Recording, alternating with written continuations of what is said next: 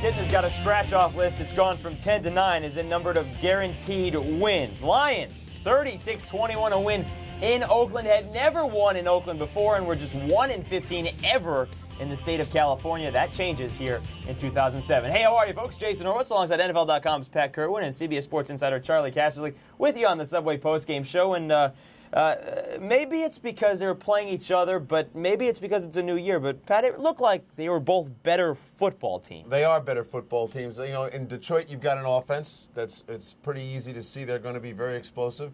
They have a defense they're still developing, and they did some good things. We'll talk about that a little later. In Oakland, to me, the one thing I'd come out of here if I was an Oakland fan is it looks stabilized. It looks like they have a sense of purpose. It looks like they have a running scheme that's going to be effective this year.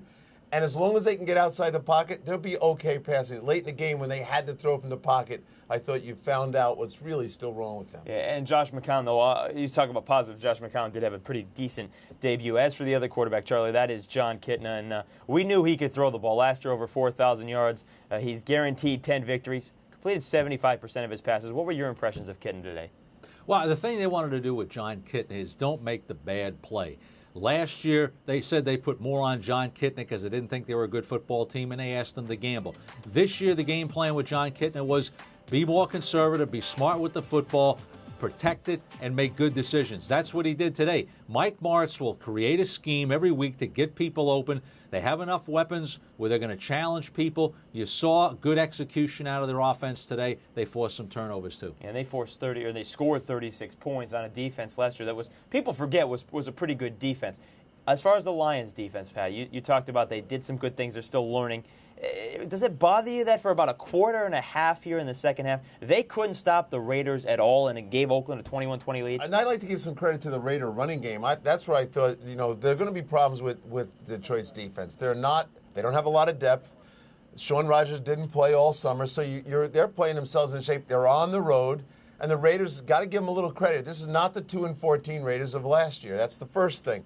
The second thing I'll say is all they have to do, in my mind, early this year is be opportunistic. Get an interception or two, which they did. Pick up a fumble, because if you look at the turnovers, they give that ball back to that explosive offense 3 times, and they generate 3 touchdowns out of it. I think the first one was Calvin Johnson's first touchdown. So do that for us, Detroit defense, and we'll be okay. Calvin Johnson, a big day in his debut as for the Raiders pick.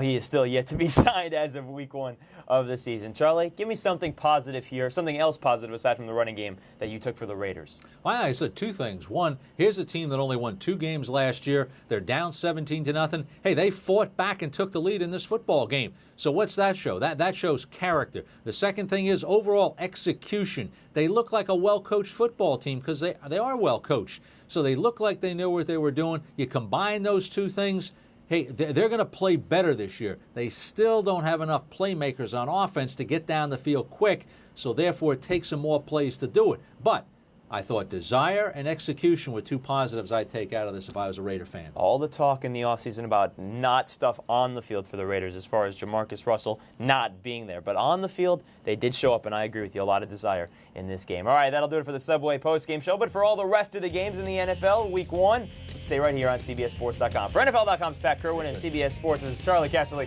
I'm Jason Horowitz. See you in Week 2.